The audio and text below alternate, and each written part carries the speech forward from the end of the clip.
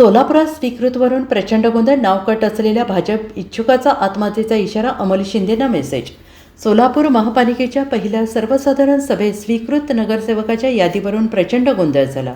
भारतीय जनता पक्षाकडून 9 पैकी 8च नावे जाहीर झाल्याने त्यावर शिवसेना आणि काँग्रेस पक्षाने आक्षेप घेत महापौरांच्या शासनासमोर गोंधळ घातला.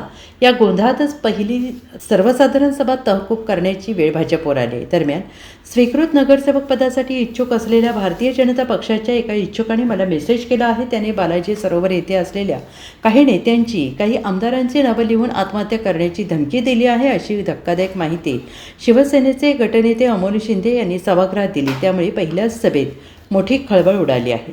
भारतीय जनता पक्षाने नुकत्याच झालेल्या महापालिका निवडणुकीत 102 जागांपैकी 87 जागा जिंकल्या आहेत. त्यामुळे स्वीकृत सदस्यांच्या भाजपच्या वाट्याला 9 जागा आल्या होत्या. या 9 जागांवर भाजपने नावे घोषित करणे अपेक्षित होते.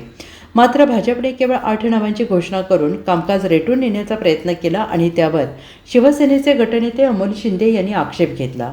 भाजपने 9 पैकी 9 नावे आजच घोषित करावी, अशी मागणी अमोल शिंदे आणि काँग्रेसचे नगरसेवक तथा शहर अध्यक्ष चेतन नरोटे यांनी केली. मात्र भाजपकडून पुढच्या सभेत नाव घेणार नाही अशी भूमिका घेतली आहे. याच मुद्द्यावरून काँग्रेस आणि शिवसेना गटाचे नगरसेवक महापौरांच्या व्यासपीठाकडे धावून गेले.